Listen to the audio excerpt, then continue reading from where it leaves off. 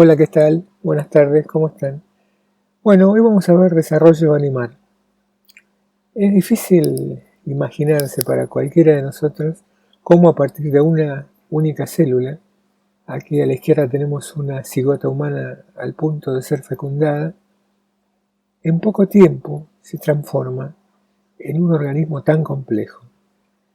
A la derecha tenemos un embrión humano de 6 a 8 semanas donde ya tiene un montón de características definitivas del futuro juvenil.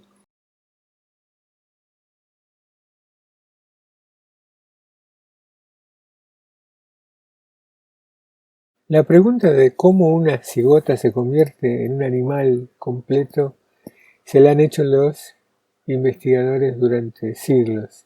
En el siglo XVIII la idea predominante era la preformación, la noción de que en un óvulo o en el espermatozoide tenía un embrión llamado múnculo, por ejemplo, en el espermatozoide, que era un adulto en miniatura y que nada más que tenía que crecer, pero ya estaba formado completamente.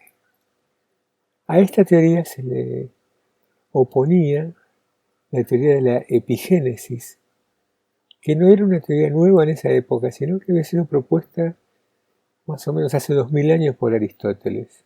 Según la epigénesis, la forma de un animal emerge de un huevo relativamente sin forma y después se va transformando de a poco hasta transformarse en el individuo adulto. Si uno lo mira a la luz de los nuevos conocimientos, podríamos decir que tanto la preformación como la epigénesis tienen cierta legitimidad. Aunque la forma del embrión emerge gradualmente, y eso no hay duda, a medida que pasa el desarrollo embrionario, ya hay aspectos del plan del desarrollo que están incluidos en el espermatozoide y en el óvulo. Recordemos que ahí está la receta, o sea, dentro del ADN, para ser un individuo completo.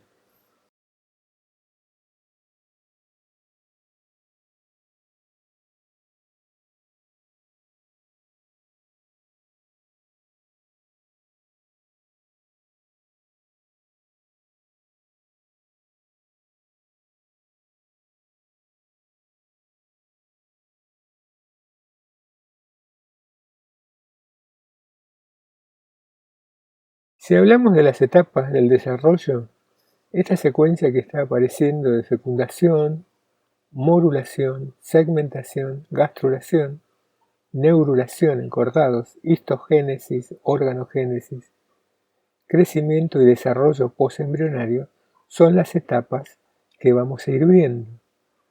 El desarrollo de un organismo, como ya venimos viendo por lo de los genes, está determinado en el genoma del cigoto y también hay diferencias importantes de cómo después se van a ir expresando las distintas instrucciones que están dentro de los genes.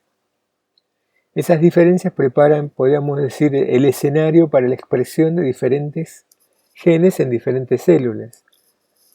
En algunas especies, las células embrionarias tempranas se diferencian debido a que tienen una distribución desigual dentro del óvulo no fertilizado de sustancias maternas llamadas determinantes citoplásmicos. Esas sustancias afectan el desarrollo de las células que las heredan durante las primeras divisiones mitóticas del embrión. En otras especies, las diferencias entre las células se deben a después su ubicación dentro del embrión en desarrollo. Es decir, a partir de las primeras células embrionarias, una vez que van migrando a los distintos lugares donde se van a ir formando los distintos órganos, las células se van diferenciando y especializando para formar los distintos tejidos. A medida que va avanzando el desarrollo embrionario, se produce lo que se llama una expresión selectiva de los genes que va llevando a la diferenciación celular. Esto es muy importante porque entonces de células originales, las primeras células del embrión, que son totipotentes, las células se van diferenciando y especializándose debido al tipo de tejido y órgano que van a formar. Finalmente, junto con la división y la diferenciación celular, el desarrollo también implica una morfogénesis, o sea que también está indicado el proceso por el cual el animal se termina de formar.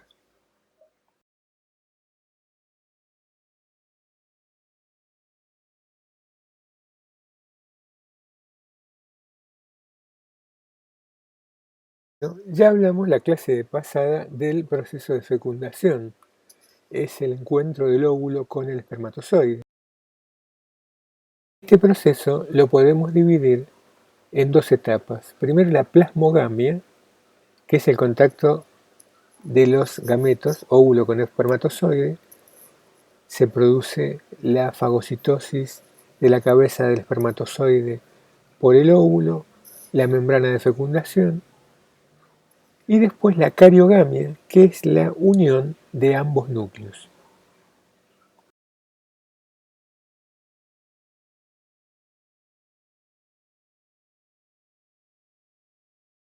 En esta diapositiva se ve con más detalle el proceso de fertilización, en el cual el contacto del esperma con la superficie del óvulo inicia una serie de reacciones metabólicas en el óvulo que van a ser la primera manifestación del inicio del desarrollo embrionario. Por un lado, lo que se llama reacción acrosómica. Acuérdense que el acrosoma es la zona anterior del espermatozoide que lleva enzimas. Esta se produce cuando el espermatozoide se encuentra con el óvulo. Y esta reacción libera esas enzimas hidrolíticas que están en la cabeza del espermatozoide. El contacto y la fusión de las gametas además despolariza la membrana del óvulo y se comienza un proceso que bloquea la entrada de otros espermatozoides. La fusión del óvulo y el espermatozoide también forman o desencadenan, mejor dicho, otro proceso que se llama reacción cortical. Y esta reacción va a producir un aumento o una estimulación de unos gránulos que llaman gránulos corticales. Se ven ahí redondos en la parte derecha de la imagen, que liberan su contenido dentro de una zona que va a separar la membrana plasmática del huevo y van a producir una envoltura alrededor de todo el huevo que se llama membrana de fertilización y que va a ser efectivamente la que impide que entren otros espermatozoides.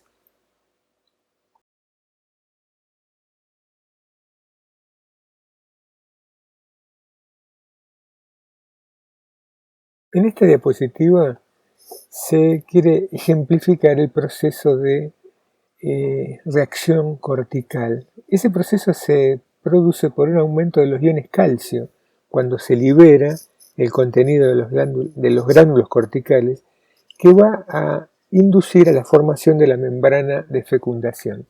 Ahí está indicado con verde el lugar donde impacta el espermatozoide y después se produce como una onda de dispersión de los iones calcio que va a ir generando esa membrana de fecundación.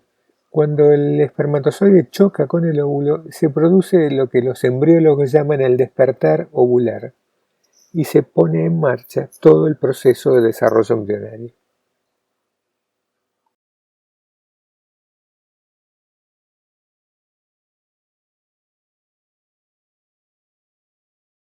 Antes de empezar a hablar de los procesos del desarrollo embrionario, vamos a hablar un poquito del vitelo. El vitelo es un conjunto heterogéneo, como dice en la diapositiva, de sustancias de reserva que tienen diferente origen y composición química. Es muy importante esta sustancia porque de ella se va a nutrir el embrión durante todo el desarrollo embrionario. Su distribución y la cantidad contribuyen entonces a establecer el plan de segmentación que va a tener el embrión.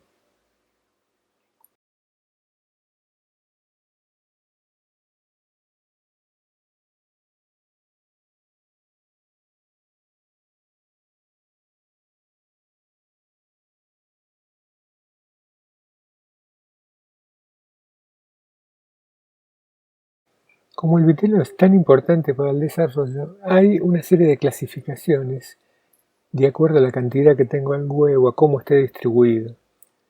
Por ejemplo, de acuerdo a la cantidad, podemos dividir los huevos de los animales en oligolecitos, mesolecitos y polilecitos.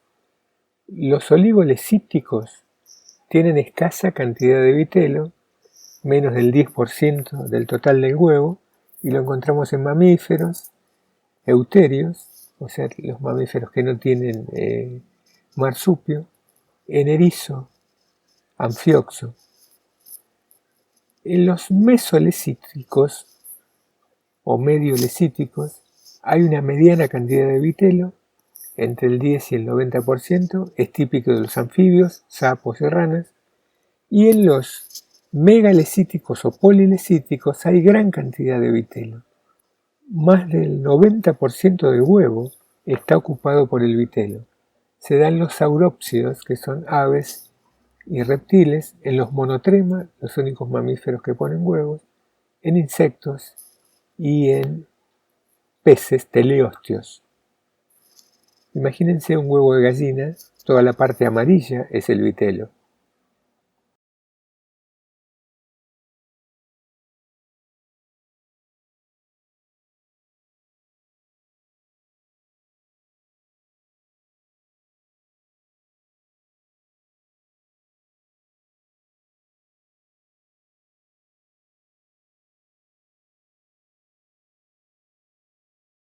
Si lo que miramos es la distribución del vitelo, o sea, si hay mayor o menor cantidad, pero cómo está distribuido dentro del huevo, tenemos los huevos isolecíticos, que tienen poca cantidad de vitelo, pero distribuido más o menos uniformemente, en forma homogénea, y en general coincide con los huevos oligolecíticos, es decir, que tienen poco vitelo. Se dan mamíferos, euterios, en el erizo de mar, en los anfioxos.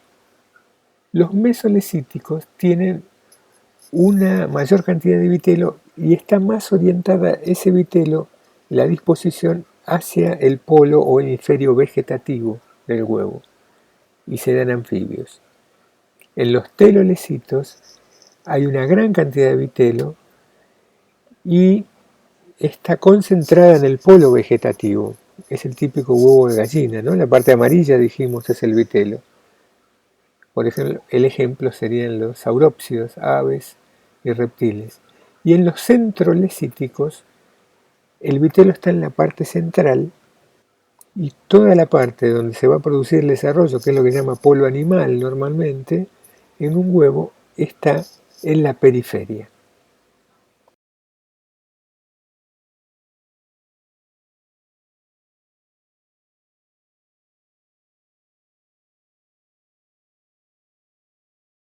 Vamos a empezar a ver ahora las etapas del desarrollo.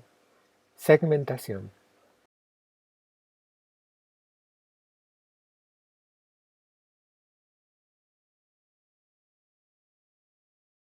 La segmentación es el proceso de división del huevo. Recuerden que cuando hablamos de la fecundación dijimos que cuando el espermatozoide chocaba con el óvulo y comienzan las reacciones para la fecundación, se produce lo que se llama despertar ovular. El huevo empieza a dividirse, sufre diferentes divisiones mitóticas y se transforma en el primer embrión multicelular. En general no aumenta mucho de tamaño, pero sí aumentan su número de células, y estas células que se van formando por sucesivas mitosis, que dividen el huevo primero en 2, después 4, 8, 16, 32, termina formando un embrión que es una pelota maciza de células que se denomina mórula. Cada una de las células que la componen se llaman blastómeras Y si hay diferencias de tamaño, hablamos de micrómeras y macrómeras.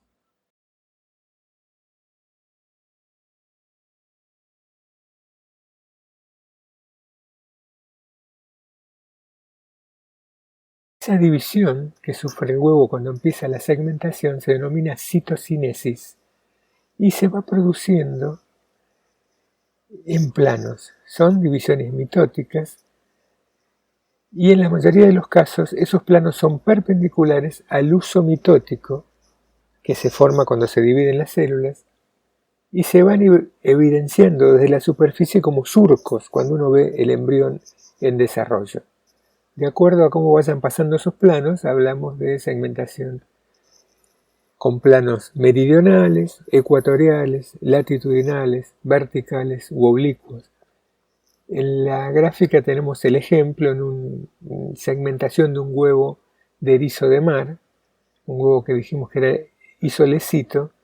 Fíjense, el primer plano es meridional, el huevo cigota se divide en 2 células, el segundo también es meridional, se divide en 4, después viene un paro de segmentación ecuatorial y ya tenemos 8 células, 2 arriba, 4 arriba, perdón, y 4 abajo, después otros planos meridionales que nos dividen ya el embrión en mayor cantidad de células, incluso fíjense que en este embrión hablamos de macrómeras y micrómeras en la parte de abajo y algunas que incluso de un tamaño intermedio que se llaman mesómeras.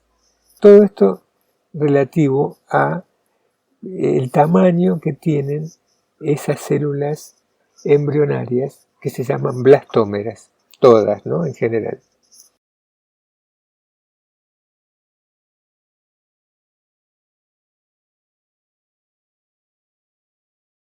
La disposición de los planos de segmentación va a afectar la forma en que se va a ir dividiendo el embrión y establece también modelos de desarrollo y hablamos de segmentación radial, bilateral, rotacional, espiral, de acuerdo a cómo vayan sucediendo esos planos que van dividiendo a las células.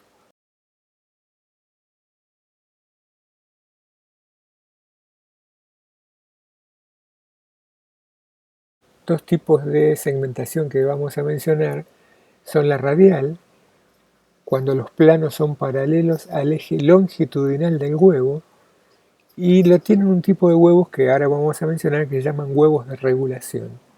Y espiral, cuando el plano de segmentación es oblicuo al eje longitudinal del huevo, y lo tienen los que llamamos huevos en mosaico.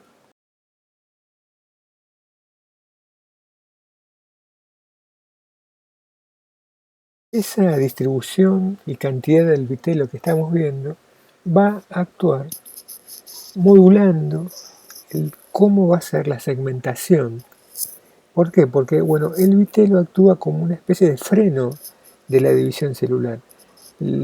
Las células que tienen mayor cantidad de vitelo se dividen más lentamente y en las zonas donde hay menos vitelo la división es más rápida. Entonces, los huevos isolecitos, que tenían poca cantidad de vitelo distribuido uniformemente, tienen una división que se va a llamar holoblástica, que decimos que será total e igual. En los huevos mesolecitos, que recuerden tenían mayor cantidad de vitelo en el polo vegetativo, la división va a ser holoblástica desigual. ¿Por qué? Porque las células que tienen, donde hay más vitelo, la división va a ser más lenta y vamos a tener células más grandes que se van a llamar macrómeras, y en la parte donde había menos vitelo la división se hizo más rápido y va a haber células más pequeñas que se llaman micrómeras. Y en los que tenían distribución de vitelo, es decir, mucha cantidad de vitelo, los centrolecitos y los telolecitos, en el centro lecítico la división va a ser meroblástica, superficial, porque es la parte superficial del huevo donde está el polo animal, lo que se va a dividir, y en el caso de los huevos telolecitos, en que había mucha cantidad de vitelo y el polo animal era un pequeño disco apoyado sobre eso, el huevo de gallina, acuérdense, la división del huevo va a ser discoidal.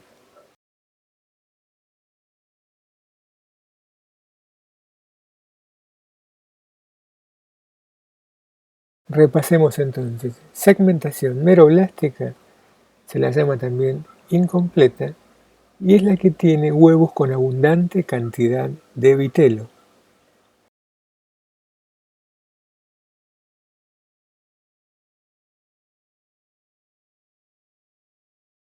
El otro tipo que vimos era la segmentación holoblástica o completa, que se produce en huevos con mediana o escasa cantidad de vitelo. Y entonces las células que se van obteniendo, las blastómeras, son prácticamente todas del mismo tamaño. En el caso de la meroblástica hay mayor diferenciación en micrómeras y macrómeras.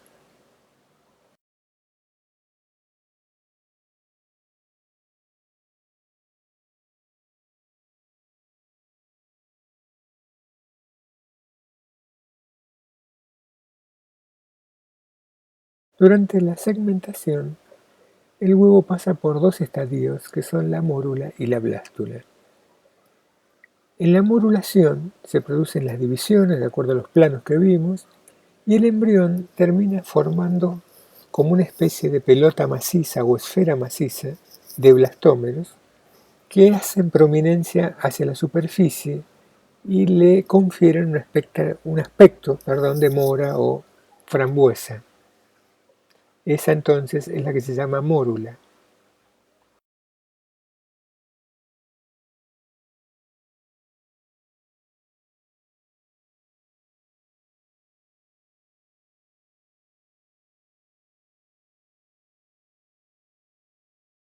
El otro proceso que ocurre durante la segmentación es la blastulación. En ese proceso, las blastómeras que conforman la mórula se van reordenando, se ubican en la periferia y dejan una cavidad central llamada blastocel. A ese embrión se le llama blástula.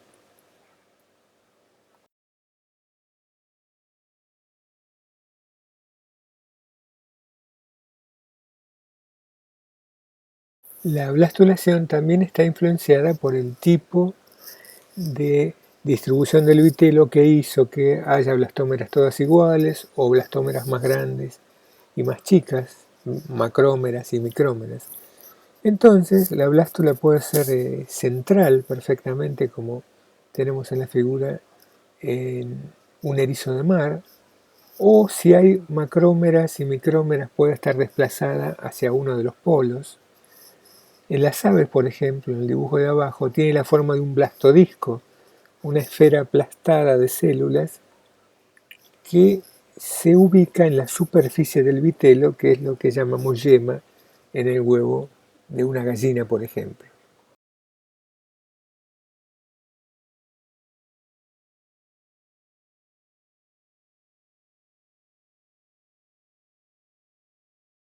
Antes de seguir avanzando con el proceso del desarrollo embrionario, vamos a hablar de dos tipos de huevos de acuerdo a la determinación que tengan sus blastómeras en los primeros momentos del desarrollo. Es decir, según la precocidad con que se establecen las zonas formadoras, es decir, las zonas específicas de cada blastómera que van a formar partes del cuerpo. Diferenciamos así dos tipos de huevos, unos que se llaman con desarrollo regulativo y otros en mosaico, o huevos en mosaico y huevos de regulación. Fíjense, en el gráfico tenemos un embrión al estadio de dos células y si nosotros separamos esas células, en uno de ellos cada célula va a dar origen a un individuo y en la otra, en la de la izquierda, cada una de las células va a dar origen a medio individuo.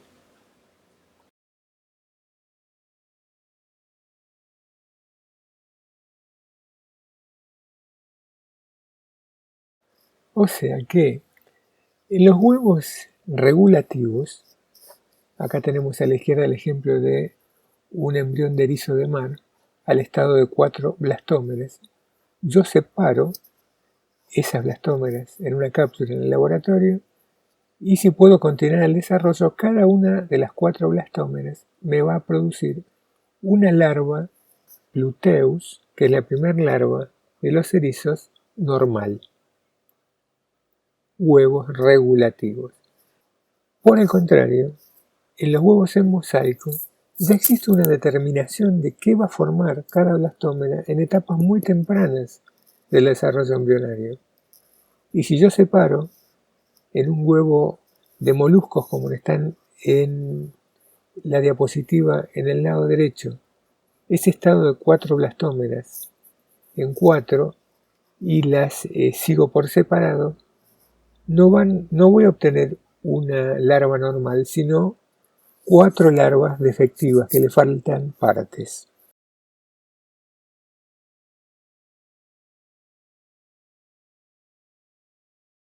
Una vez terminada la segmentación, seguimos con el proceso de desarrollo embrionario, el embrión entra en una etapa que se llama de gastrulación.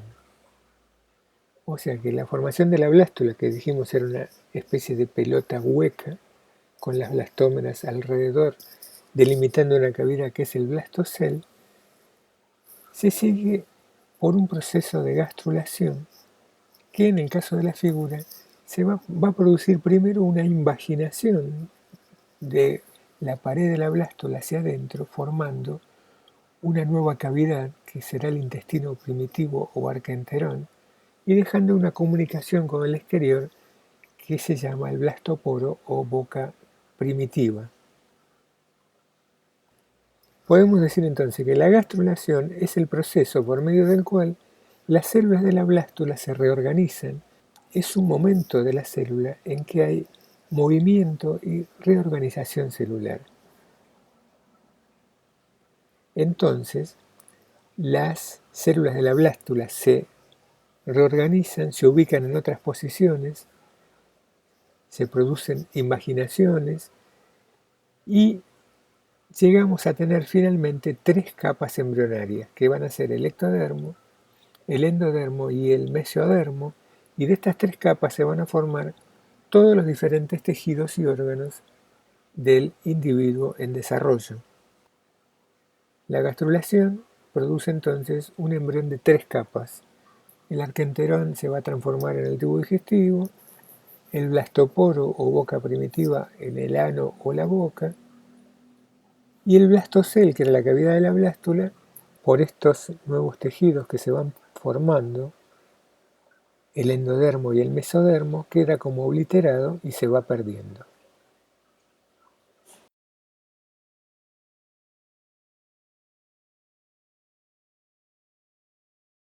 Este proceso de gastrulación, de acuerdo al tipo de animal y al tipo de huevo, se da de diferentes maneras. Por ejemplo, tenemos una gastrulación por invaginación, que es la que vimos en la diapositiva siguiente, cuando la pared del ectodermo se hunde como si yo metiera el dedo en una pelota hacia el blastocel y empieza a formarse el alquenterón. Puede ser por epibolia, cuando las células van creciendo y envolviendo, dejando una cavidad del blastocel excéntrica adentro, por involución, por ingresión de células en la celoblástula que se van hacia el interior del blastocel y empiezan a diferenciarse, o células que se delamidan, es decir, células que se van por división celular, van creciendo y se van delamidando hacia adentro de la cavidad. O sea que hay distintas maneras de producir movimientos, que fundamentalmente es el concepto de la gástrula, ¿no? Las blastómeras comienzan a moverse, a ocupar posiciones definitivas en la formación de los 3 tejidos embrionarios: ectodermo, endodermo y mesodermo.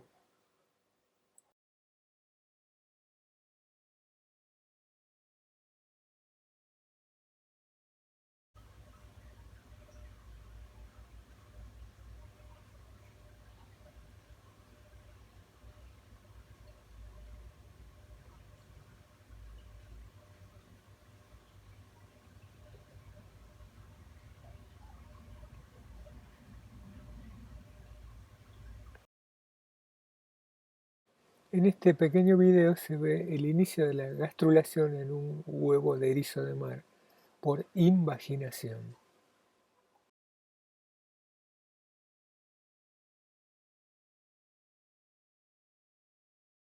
Tenemos entonces tres capas germinales: ectodermo, endodermo y mesodermo. Vamos a seguir hablando de ello, sobre todo del mesodermo, cómo se forma. Pero repasemos este concepto de gastrulación nuevamente. Hay animales que terminan su desarrollo con dos capas celulares, ectodermo y endodermo. En este caso, fíjense como en la blástula a la izquierda hay una zona marcada en azul en el que va a empezar la invaginación. Eso va a ser el inicio de formación del endodermo.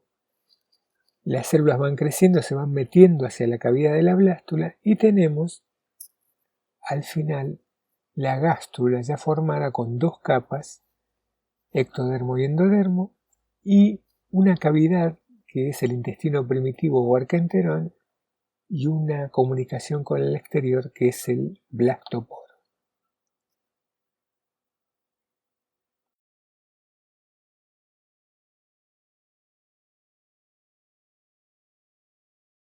La gran mayoría de los animales que vamos a ver son triploblásticos o triblásticos, es decir, tienen tres capas embrionarias: ectodermo, endodermo y mesodermo. Ese mesodermo, lo vamos a ver también dentro de unas diapositivas, se forma de diferentes maneras, pero es una nueva capa entonces que se va a ubicar en la cavidad que queda entre el arquenterón y el ectodermo. En las diapositivas está marcado de un color rojo, morado, y esas células con distinto origen van a formar el mesodermo, que es la tercera hoja embrionaria, dentro del cual va a estar siempre el celoma.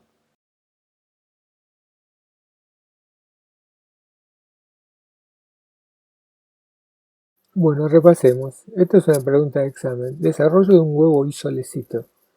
Es el huevo que tiene poca cantidad de vitelo distribuido uniformemente.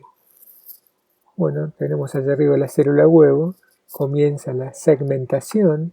Se divide en 2, 4, 8, 16 blastómeras hasta formar una pelota maciza que es la mórula.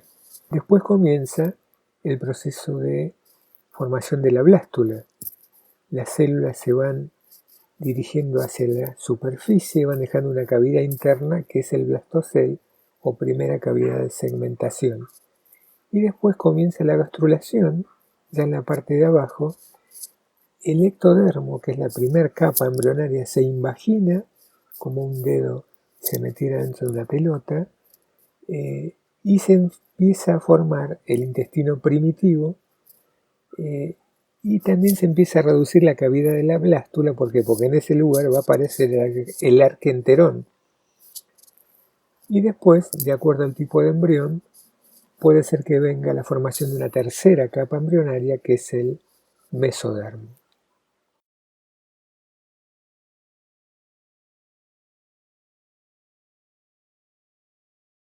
Vamos a hablar ahora del celoma. Cuando se forma la tercera capa embrionaria, el mesodermo, algunos animales forman dentro de ella una cavidad. Es una cavidad nueva, distinta del blastocel, que se denomina celoma. Se la llama también cavidad secundaria del cuerpo y siempre está rodeada por mesodermo. ¿Por qué cavidad secundaria? Bueno, porque la cavidad primaria es el blastocel. El celoma es una cavidad llena de líquido que rodea el tubo digestivo, y los animales que poseen celoma tienen una estructura que se llama tubo dentro de un tubo. ¿Por qué? Porque está en el medio del tubo digestivo, después la cavidad celomática, y después la pared del cuerpo. Los animales celomados tienen muchas ventajas evolutivas. El celoma dio espacio interior para ir ubicando los órganos anexos del tubo digestivo que se fueron formando, y posibilitó que los animales alcancen mayor tamaño. También el celoma funciona en algunos animales como un esqueleto hidrostático, por ejemplo en los nematodes o en poliquetos.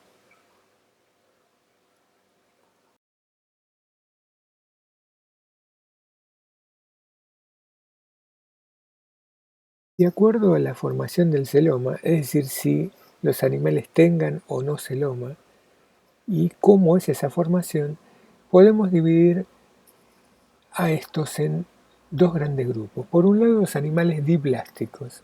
Únicamente tienen dos capas embrionarias, ectodermo y endodermo, y por lo tanto no tienen cavidad celómica, porque el celoma siempre se forma dentro del mesodermo.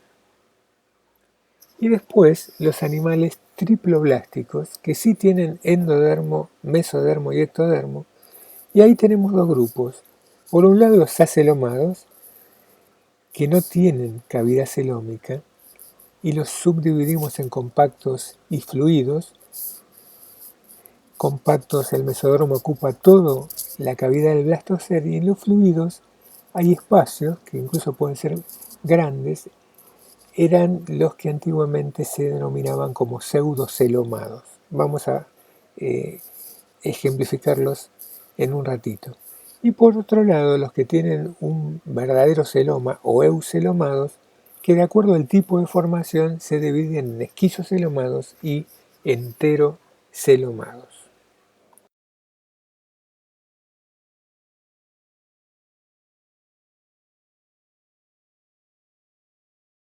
Vamos a repasar entonces los distintos tipos de animales con respecto al celoma y al mesodermo. Los diblásticos dijimos que son los que tienen únicamente ectodermo y endodermo. El ejemplo de este caso son los elenterados, pólipos y medusas. Entre el ectodermo y el endodermo puede haber una tercera capa no diferenciada que se llama mesoglea. Y solamente algunos elenterados, los corales, parecería que son realmente triploblásticos.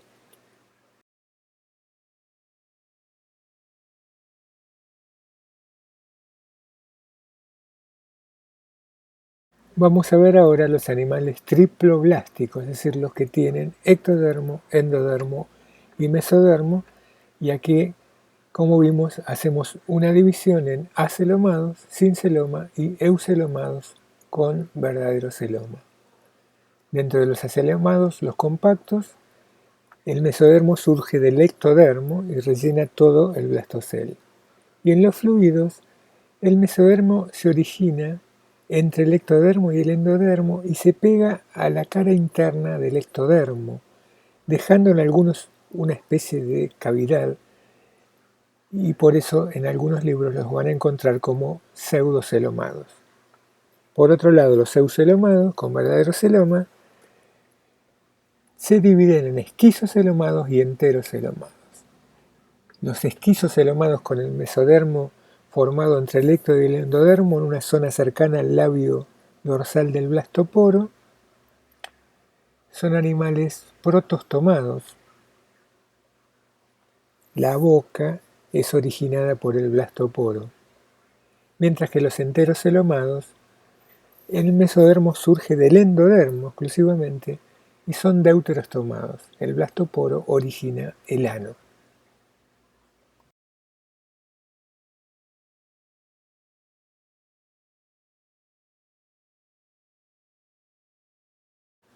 Repasemos entonces los animales triploblásticos. O sea, les recuerdo, tres capas embrionarias: ectodermo, endodermo y mesodermo. Por un lado teníamos los acelomados compactos. No poseen cavidad celómica y el espacio entre ectodermo y endodermo está ocupado por células mesodérmicas que forman un parénquima. El ejemplo típico son los platelmintos, los nemertinos. No hay entonces cavidad celómica.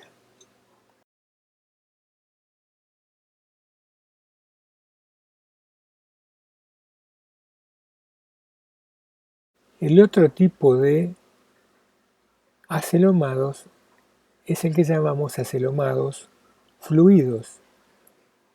En muchos libros, la gran mayoría todavía se los sigue llamando pseudocelomados. En estos animales hay una cavidad que rodea el intestino, pero no es un verdadero celoma. ¿Por qué? Porque no está rodeada completamente de mesodermo. En estos animales se ve bien lo que mencionábamos de arquitectura animal de tubo adentro de un tubo. El mesodermo se forma entre el ecto y el endodermo, pero se pega a la capa interna del ectodermo. queda un espacio que sigue siendo el blastocel, y ese líquido es utilizado, por ejemplo, en los nematodes, que son el típico ejemplo de acelómados fluidos, como un esqueleto hidrostático.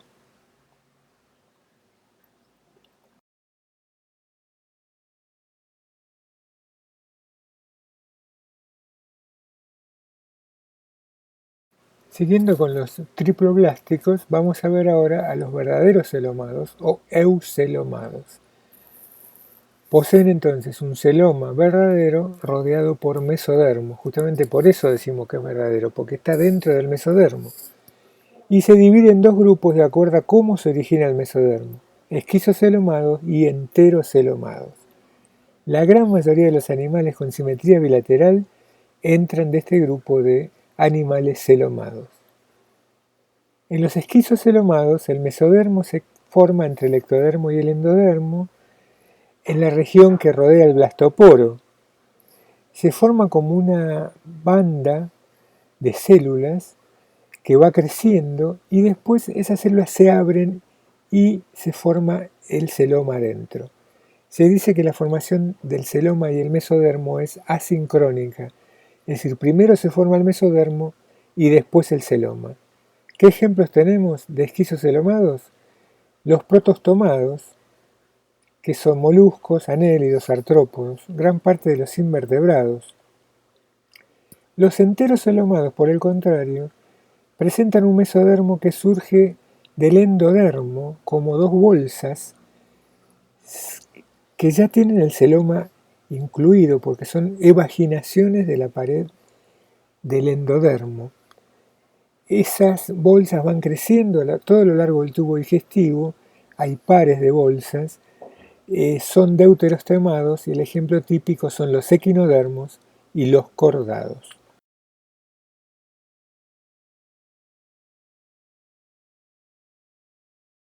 Vamos a ver de nuevo este concepto de celomados porque es algo que a ustedes les cuesta en los exámenes. Dijimos que se dividen en enterocelomados y esquizocelomados. Los dos tienen celoma, los dos tienen mesodermo. El resultado final es el mismo en el desarrollo, pero el proceso de formación es distinto.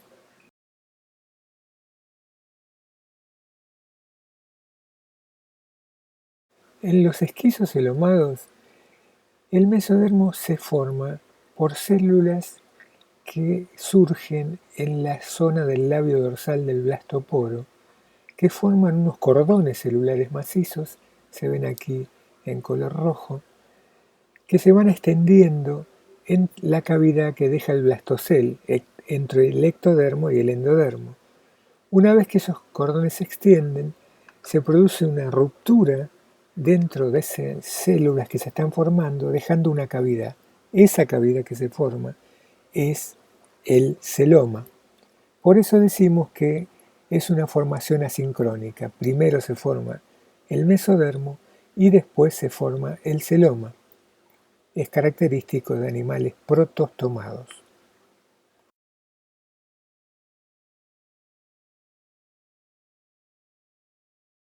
En enterocelomados, el mesodermo surge como dos bolsas celómicas que se evaginan de las paredes del arquenterón.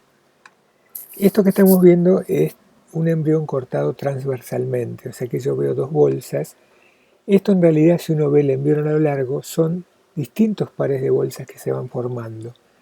Esas bolsas ya tienen en su interior una cavidad que es el celoma y la pared que los rodea es el mesodermo, característico de animales deuterostomados.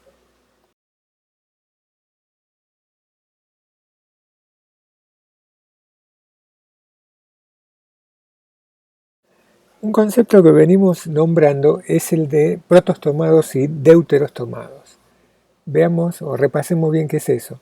En los protostomados, el blastoporo, o sea la boca primitiva, da origen a la boca. Es el caso de los moluscos, anélidos, artrópodos, y son todos esquizocelomados. En los deuterostomados, el blastoporo da origen al ano, equinodermos y cordados, y son todos enterocelomados.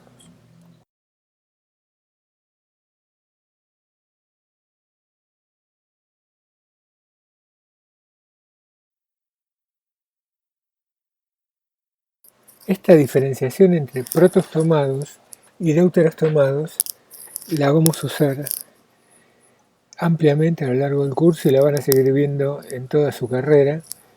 Estas dos formas están relacionadas con tres caracteres primordiales. Por un lado, el patrón de segmentación, que es distinto. En los protostomados la segmentación es de tipo espiral y en los deuterostomados radial. Después, la formación del celoma. En los protostomados tenemos un esquizoceloma y en los deuterostomados un enteroceloma. Y finalmente el destino del blastoporo. En los protostomados dijimos que el blastoporo forma la boca y en los deuterostomados el blastoporo forma el ano.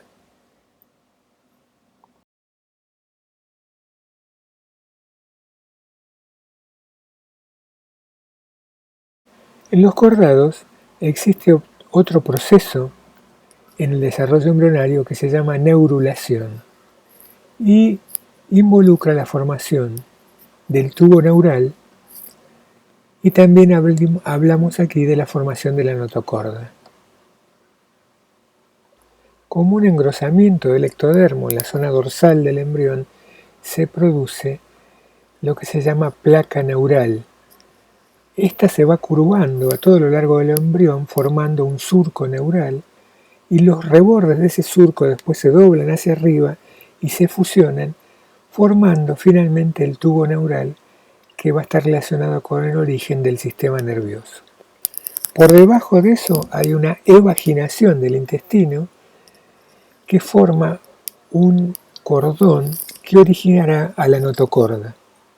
Estas dos estructuras, entonces, notocorda y tubo neural, son características de los cordados.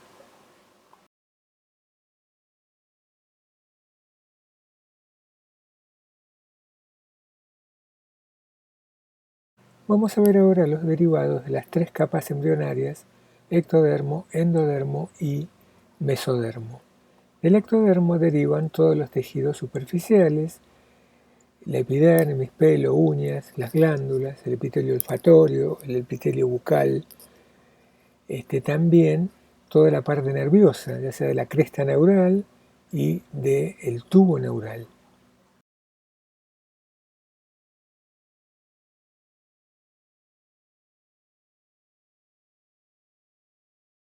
Del endodermo derivan toda la parte epitelial interna, es decir, el intestino primitivo y todos sus derivados, los órganos anexos, el revestimiento del tubo digestivo y el respiratorio.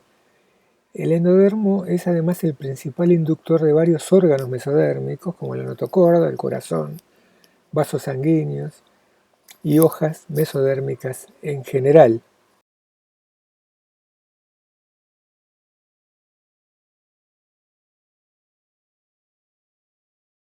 Y por último, del mesodermo derivan el sistema excretor y el sistema reproductor, la notocorda,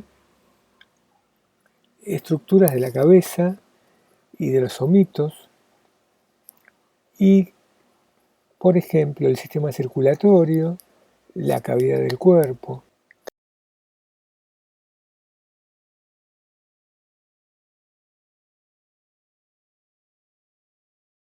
En el desarrollo embrionario de los vertebrados aparecen otras estructuras muy importantes que son las que se conocen como anexos embrionarios: el saco vitelino, el amios, el corion y el alantoides.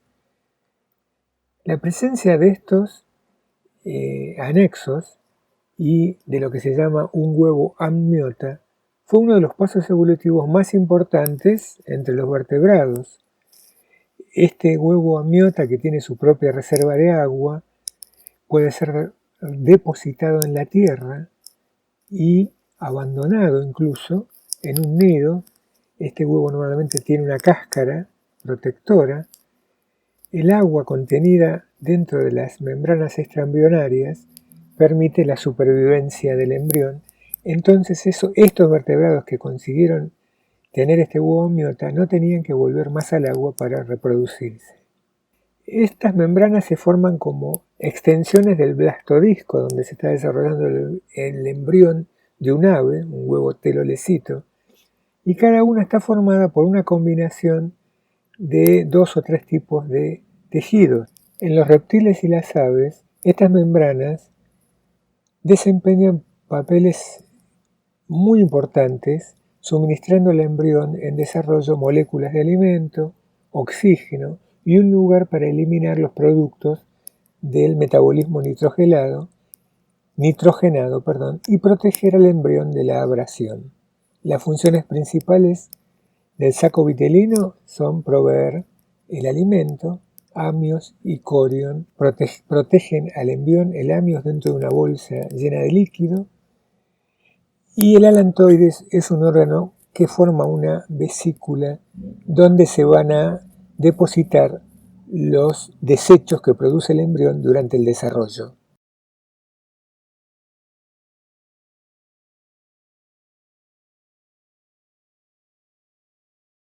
En los mamíferos, el saco vitelino es el sitio en el cual las células germinales son retenidas antes de su migración a las gónadas en desarrollo.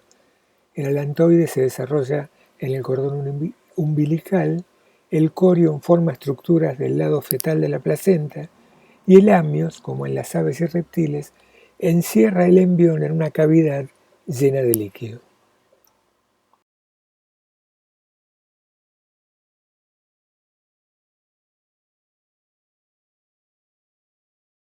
Esta diapositiva es como para que recuerden entonces que forman en los mamíferos cada uno de los 4 anexos embrionarios.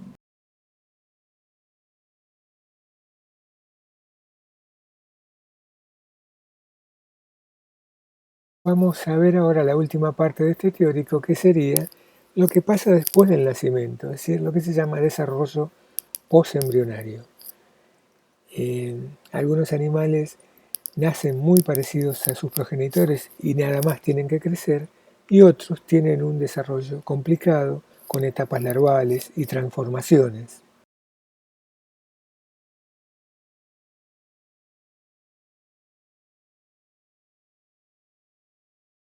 Bueno, vamos a empezar a hablar de el desarrollo posembrionario en un grupo de invertebrados, uno de los más diversos, que son los insectos. Tenemos 3 grandes grupos. Por un lado, los ametábolos. No tienen metamorfosis. Es decir, el término metamorfosis está relacionado con desarrollo posembrionario. Después están aquellos de metamorfosis simple, que se dividen en hemimetábolos y paurometábolos de acuerdo a la relación entre dónde vive el adulto y dónde vive la larva, y aquellos que tienen una metamorfosis mucho más compleja, con más estadios, que se llaman holometábolos. Este tipo de desarrollo posembrionario está relacionado, por eso les puse el cuadrito de abajo, con el grupo de insectos. Esto lo van a estudiar ustedes en detalle cuando cursen artrópodos, los que sigan zoología. Pero hay un gran grupo de insectos que son los pterigota, insectos alados, y dentro de ellos tenemos los exopterigotas, que tienen los esbozos de las alas en los estadios larvales externos, y los endoterigotas, en los cuales en los estadios larvales no se ven los esbozos de las alas. Y por otro lado, un grupo más chiquito, que son los apterigotas, que no vuelan y por lo tanto no tienen alas. Estos 3 grupos se relacionan con el tipo de metamorfosis, y esto vamos a verlo en las diapositivas siguientes.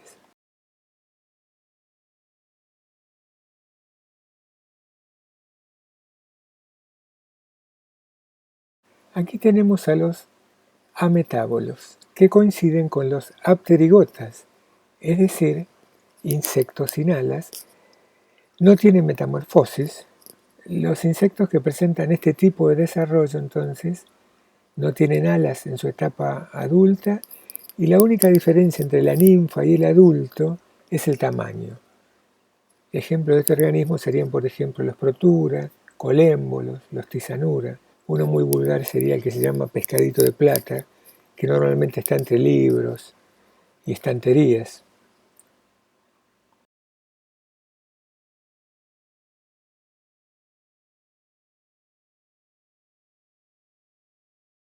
Empezamos ahora con los grupos de exopterigotas, metamorfosis simple, y los que llamamos hemimetábolos. Tienen una metamorfosis incompleta, por eso se les llama metamorfosis simple. Tienen estadios larvales que se llaman ninfas, que son acuáticos, o por ahí viven en agallas de alguna planta, y son muy distintas a los adultos. Un organismo típico de este grupo son las libélulas, cuyas ninfas son acuáticas, y los individuos adultos son alados, terrestres. Este grupo de insectos son exopterigotas, o sea, el desarrollo de las alas es externo. Y el insecto alcanza directamente el estado adulto después de la última muda, que es el cambio del exoesqueleto externo que tienen todos los artrópodos, cuando las alas ya se desarrollan normalmente y el insecto maduro o perfecto sexualmente puede ir al medio terrestre. Los estadios larvales, que llaman náyades, realizan la última muda fuera del agua, porque de ahí sale el adulto que va a ser terrestre. Además de los cambios de hábitat, entre adulto y náyade también hay cambios importantes en la forma de sus partes bucales. Y este tipo de metamorfosis entonces simple de insectos que llamamos hemimetábolos se dan en algunos órdenes como donatos, efemerópteros y plecópteros.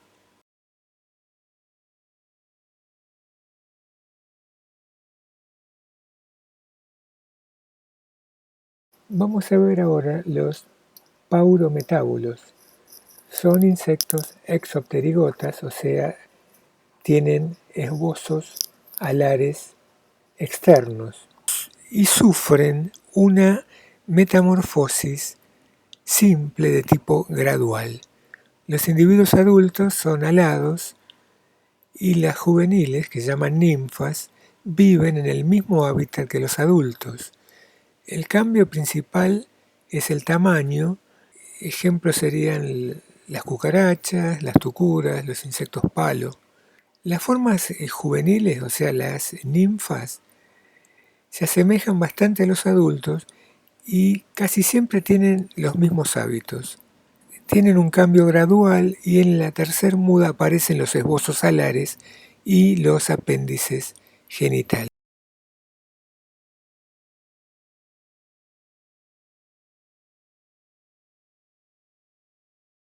Acá tenemos otro ejemplo de un paurometábolo. En el caso de una langosta, los adultos son alados y tanto las ninfas como los adultos viven, como dijimos, en el mismo hábitat. En este tercer estadio, que estaría marcado aquí abajo a la izquierda, es donde aparecen en la ninfa los esbozos de las alas y los apéndices genitales.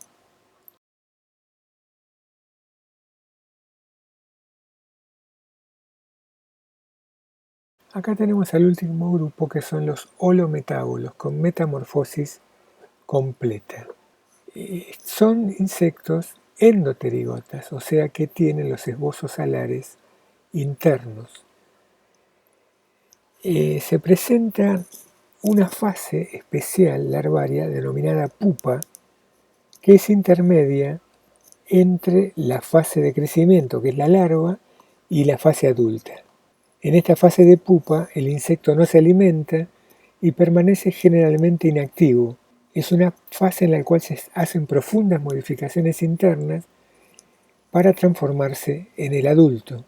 Es muy común que la pupa se encierre en una protección o capullo, es inmóvil como dijimos, normalmente, porque hay casos en que la pupa es móvil como pasa en los mosquitos, pero cuando es inmóvil encierra una cubierta protectora y dentro de ella se producen grandes modificaciones morfológicas y fisiológicas.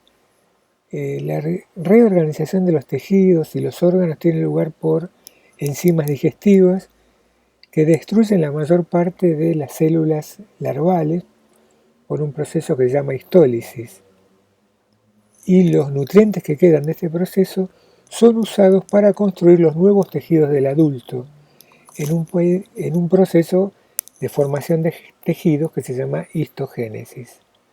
Este tipo de metamorfosis es propia de casi el 80% de todos los insectos, mariposas, moscas, mosquitos, hormigas, avispas.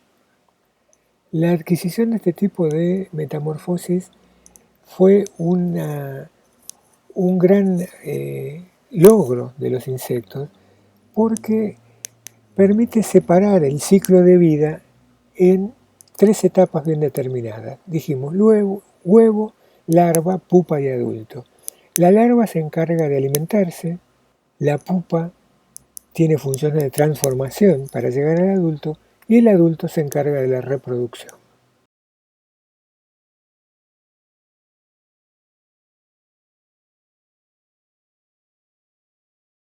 En esta diapositiva tenemos distintos estadios larvales de los insectos holometábolos. La variabilidad es tan grande que hay muchos tipos de larvas. Estos son algunos de los más comunes. La larva oligópoda, que tiene 3 pares de patas anteriores, la larva ápoda, sin patas, y la larva polípoda, que tiene 3 patas anteriores verdaderas y como unas patas falsas o espurias en el extremo posterior. Y después abajo a la izquierda una larva acuática de mosquitos.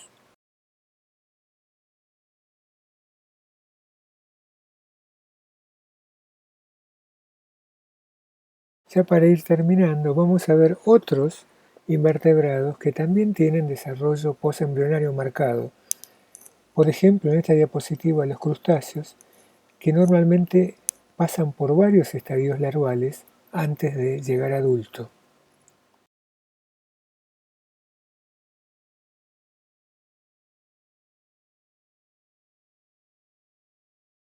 Los equinodermos son otro tipo de invertebrados marinos que tienen estadios larvales marcados. La larva Pluteus, brachiolaria, bipinaria, son típicas de este grupo de invertebrados. Normalmente cada uno de los grupos tiene más de un tipo de estadio larval. En la figura tenemos las estrellas de mar que pasan por 2 estadios.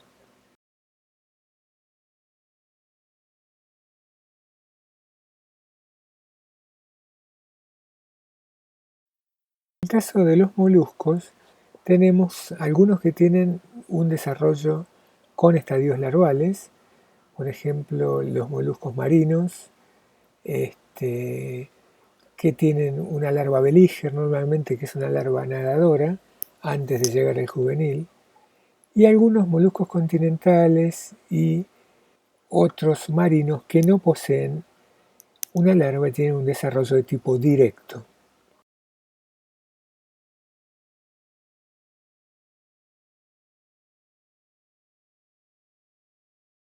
Vamos a ver ahora qué pasa en los vertebrados, porque también tienen desarrollo postembrionario algunos, no todos son de ciclo directo.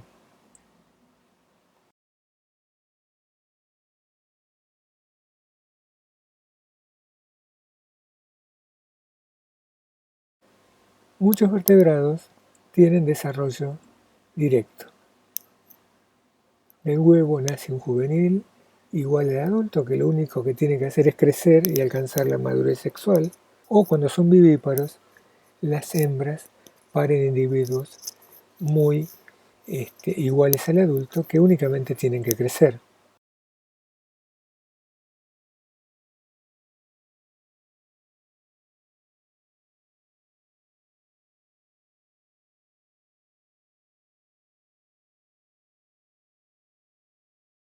Los anfibios poseen Sí, un desarrollo posembrionario indirecto con estadios larvales. En este caso, tenemos un anfibio anuro, un sapo o una rana, que tienen fecundación externa. De los huevos que se fecundan en el agua salen estadios larvales que se denominan renacuajos. Los renacuajos pasan por una serie de estadios, primero con branquias externas, después con branquias internas, después les empiezan a aparecer las patas anteriores y posteriores, la cola se empieza a reabsorber, empiezan a funcionar ya en el último momento de la metamorfosis los pulmones, cambian estructuras típicas de un animal acuático a un animal terrestre y por fin se transforma en adulto.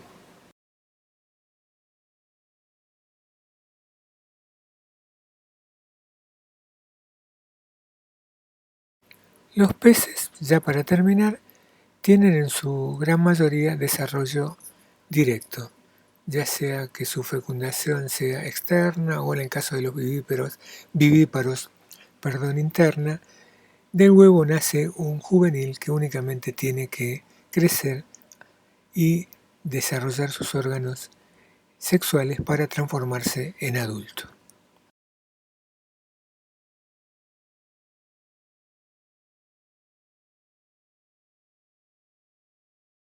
Pero como siempre hay excepciones en biología, hay peces que tienen desarrollo indirecto y que pasan por estadios larvales. Posiblemente uno de los más conocidos sea el caso de la anguila europea. Tiene un ciclo de vida bastante largo y pasa por 3 estadios. El de larva leptocéfala, es una larva muy chiquita, transparente, con forma de hoja, tiene una cabeza y ojos grandes, comprimida lateralmente, y debido a su aspecto tan diferente, en un momento se creyó que eran distintos animales.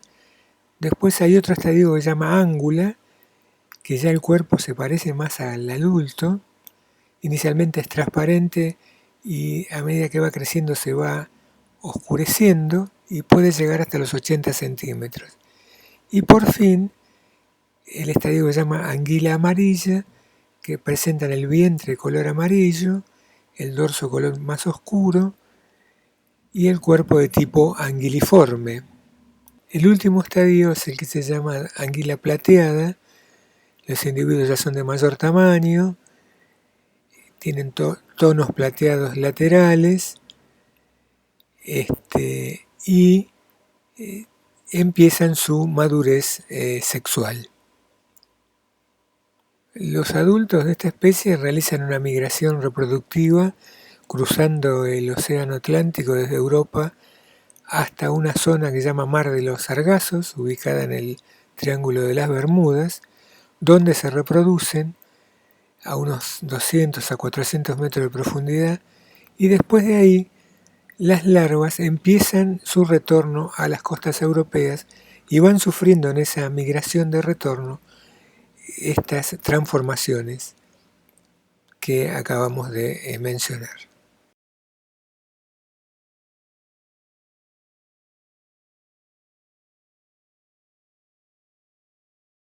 Bueno, con esto terminamos el tema de hoy. Recuerden que cualquier pregunta pueden hacérmela a martorell@gsuite.facultad de Ciencias Naturales y Museo.unlp.edu.ar. Y la clase que viene vamos a ver tejidos animales, ya empezando a terminar con los temas que involucran el primer bloque para el primer parcial.